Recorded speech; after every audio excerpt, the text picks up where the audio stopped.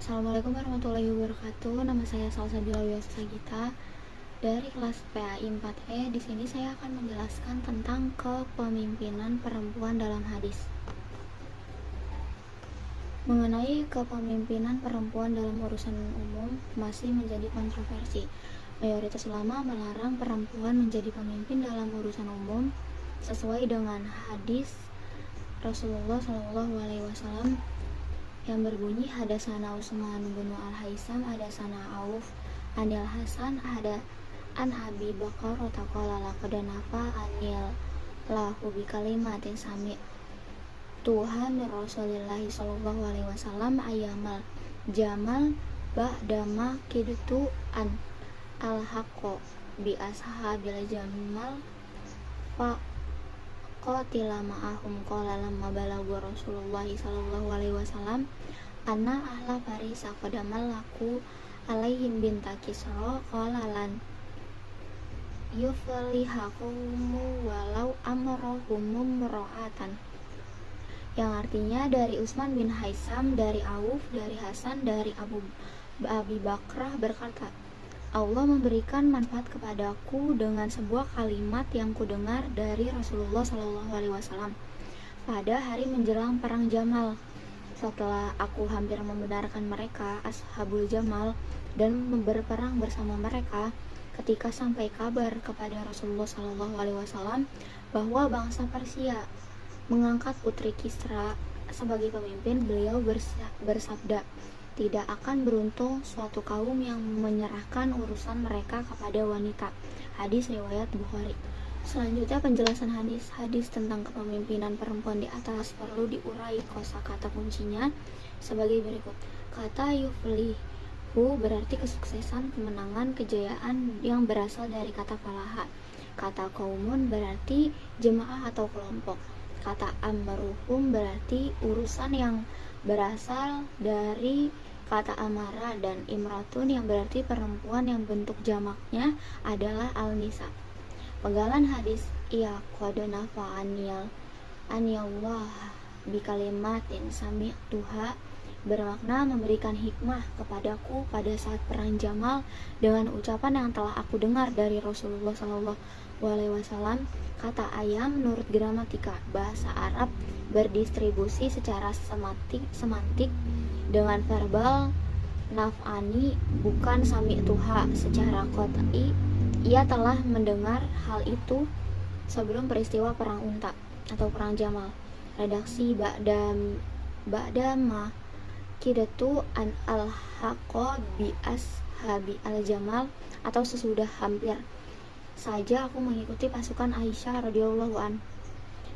Dan yang dimaksud asbab al-jamal dalam hadis ini adalah bala tentara Aisyah radhiyallahu an.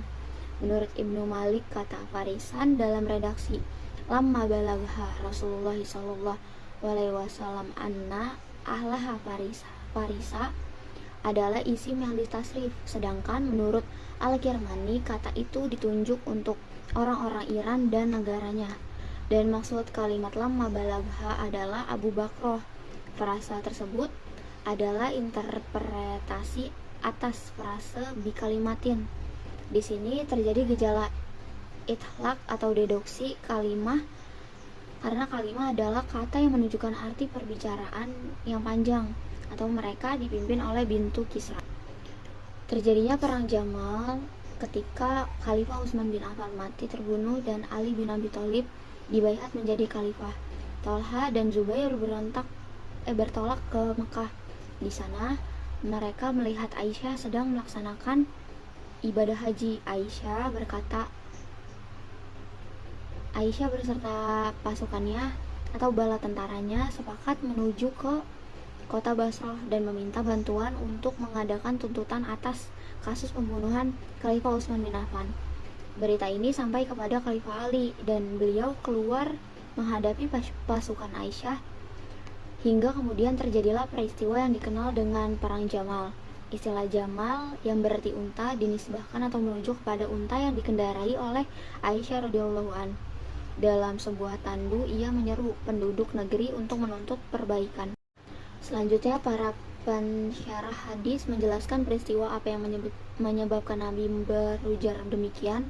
Al-Kisah, negeri Kisra, salah satu bagian dari negeri-negeri Persia, memiliki seorang raja yang terbunuh, buah dari konflik internal kerajaan. Rupanya pembunuh sang raja adalah anak lelakinya sendiri.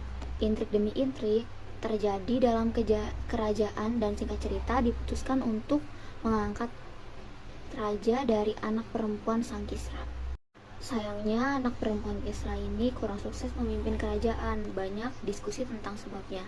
Ada yang menyebut inkompetensi, ada juga yang menyebutkan bahwa kemunduran kerajaan itu adalah akibat Kisra menyobek surat dakwah dari Nabi, maka ia kualat dengan terjadinya intrik dalam istana, serta terpaksa anak perempuannya yang menjadi raja, dan doa Nabi mengenai kemunduran kerajaan pun terkabulkan. Demikian kurang lebih keterangan dari Irsyadus Sari Syarh Sahih Al-Bukhari karya Imam Al-Qatalani dan Tuhfatul Ahwazi Syahr Sunan At-Tirmizi karya Imam Al-Mubarakfuri.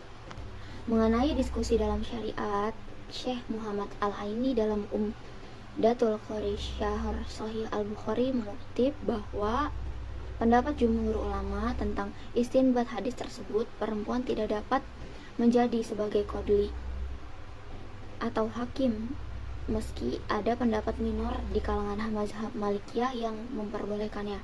Komentar serupa juga dapat ditemukan dalam syarah Sahih Al-Bukhari lainnya, seperti Irsyadus Sari karya Imam Al-Qatalani maupun Fathul Bari karya Ibnu Hajar Al-Asqalani. Tidak hanya tidak boleh menjadi qadhi dalam urusan persaksian dan imamah atau kepemimpinan pun ia juga dilarang. Tetapi ulama kontemporer mulai mengkaji dengan sudut pandang lainnya muatan hadis Abu Bakr tentang perempuan tak layak menjadi pemimpin ini tak sejalan dengan surat At-Taubah ayat 71 yang berbunyi wal mu'minuna wal mu'minatu ba'duhum awliya'u ba'd ya'muruna bil ma'rufi wa yanhauna 'anil munkari wa yuqimuna sholata wa yu'tuna zakata wa yuti'unallaha wa rasulah ulaika sayarhamuhumullah innallaha azizun hakim, yang artinya orang-orang yang beriman, laki-laki dan perempuan, sebagian mereka menjadi penolong bagi sebagian yang lain. Mereka menyuruh berbuat yang makruh dan mencegah perbuatan yang mungkar, menjalankan sholat, menunaikan zakat, dan taat kepada Allah dan Rasulnya. Mereka akan diberi rahmat oleh Allah. Sungguh Allah Maha Perkasa dan Maha Bijaksana. Surat At-Taubah ayat 71. Selain bertentangan dengan Al-Quran, sebagian ulama kontemporer meninjau bahwa kasus hadis tersebut bersifat khusus, hanya dalam konteks cerita Raja Kisra itu. Dengan demikian, di lain masa, perempuan tetap bisa menjadi pemimpin dengan persyaratan tidak melakukan hal-hal yang menjadi penyebab kemunduran negeri Kisra, yaitu tidak adanya kompetensi dan kecakapan. Pendekatan sesuai konteks cerita yang demikian sesuai kaidah al-ibarah bi khususis sabab labi umil lafzi.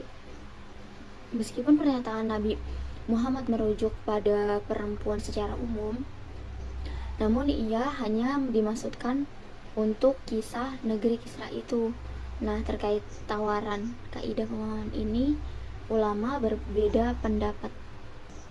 Pada ahli fikih menyebutkan beberapa persyaratan yang disepakati, yaitu muslim, kedua berakal, ketiga dewasa dan merdeka, sehat jasmani, dan yang terakhir adil serta memahami hukum syariat. Sementara itu, persyaratan jenis kelamin diperdebatkan. Ada 3 pandangan ulama mengenai syarat terakhir. Pertama, Malik ibnu Anas, Ahmad ibnu Hambal yang menyatakan jabatan ini haruslah dipegang laki-laki dan tidak boleh perempuan. Menurut mereka, seorang hakim di samping harus menghadiri sidang-sidang terbuka yang di dalamnya terdapat kaum laki-laki, ia juga harus memiliki kecerdasan yang akal yang prima. Padahal tingkat kecerdasan perempuan di bawah tingkat kecerdasan laki-laki. Selain itu, dalam posisi tersebut akan berhadapan dengan laki-laki. Kehadirannya seperti ini akan menimbulkan fitnah. Yang kedua, mazhab Hanafi dan Ibnu Hazm Az-Zahiri, mereka mengemukakan bahwa laki-laki bukan syarat mutlak untuk kekuasaan kehakiman. Perempuan boleh saja menjadi hakim, tapi ia hanya dapat mengadili perkara-perkara di luar pidana berat atau hudud dan kisos.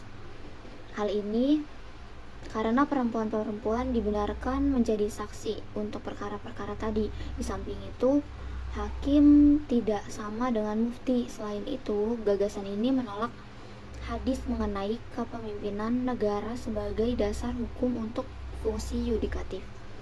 Yang ketiga, Ibnu Jarir At-Tabari dan Al-Hasan Al-Basri mengatakan bahwa perempuan boleh menjadi hakim untuk menangani berbagai perkara. Laki-laki tidak menjadi syarat dalam kekuasaan kehakiman. Bagi mereka, jika perempuan bisa menjadi mufti, maka logis kalau ia juga menjadi hakim. Tugas mufti adalah menjelaskan hukum-hukum agama melalui analisis ilmiah dengan tanggung jawab personal. Sementara hakim juga mempunyai tugas yang sama. Tapi pendapat ketiga ini ditolak oleh Al-Mawardi dengan mengemukakan bahwa pendapat Ibnu Jarir At-Tabari telah menyimpang dari ijma ulama. Hadis yang dibacakan tadi, hadis yang diriwayatkan oleh Imam Al-Bukhari dalam salah satu kitabnya yang berjudul Kitabul Fitan, bagian pembahasan tentang konflik dan fitnah. Selain itu diriwayatkan dalam Sahih Al-Bukhari. Hadis ini juga diriwayatkan dalam Musnad Ahmad bin Hambal, Sunan At-Tirmizi, Musnad At-Tabarani, juga Sunan An-Nasai. Secara statusnya, hadis ini para ulama menyepakati bahwa berkualitas sahih. Nah, salah satu konsekuensi hadis yang dihukumi sahih, ia dapat menjadi dasar hukum atau hujjah dalam syariat. Nilai pendidikan yang diambil dari hadis ini adalah dalam syariat Islam, persoalan pemimpin ini merupakan persoalan yang tidak mudah, sebab ia memerlukan tanggung jawab yang tidak ringan, bahkan lebih jauh harus bertanggung jawab di hadapan Allah. Tanggung jawab kepemimpinan bukan hanya sekedar mempertanggungjawabkan terpenuhinya kebutuhan lahiriah seperti ketentraman, kesejahteraan, dan kepuasan duniawi lainnya, tetapi masih terdapat tanggung jawab yang sifatnya lebih mendasar, yaitu tanggung jawab ruhaniyah, baik yang dilakukan oleh diri pemimpin dalam melaksanakan proses kepemimpinannya atau yang dilakukan oleh anggota keluarga atau masyarakat yang berada di bawah kepemimpinannya. Dalam dunia modern sekarang, tidak dapat disangkal bahwa keikutsertaan kaum perempuan dalam mengisi pembangunan pun sangat dibutuhkan. Yang terpenting semula itu adalah penanaman akhlak yang baik sejak dini terhadap kaum laki-laki maupun kaum perempuan, agar memahami posisi dan kemampuannya masing-masing.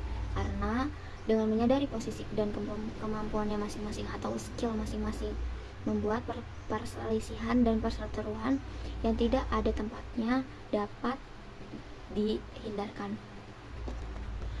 Berbicara mengenai boleh tidaknya kaum perempuan terlibat dalam percaturan politik senantiasa menjadi perbincangan yang hangat di kalangan umat Islam.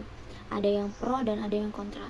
Namun semuanya terpulang kepada kaum perempuan itu sendiri, sebab rambu-rambu syariat telah jelas. Selama kaum perempuan itu mampu menghindari hal-hal yang menjadi ilat pelarangan tersebut, maka terbuka. Sekian dari saya. Wassalamualaikum warahmatullahi wabarakatuh.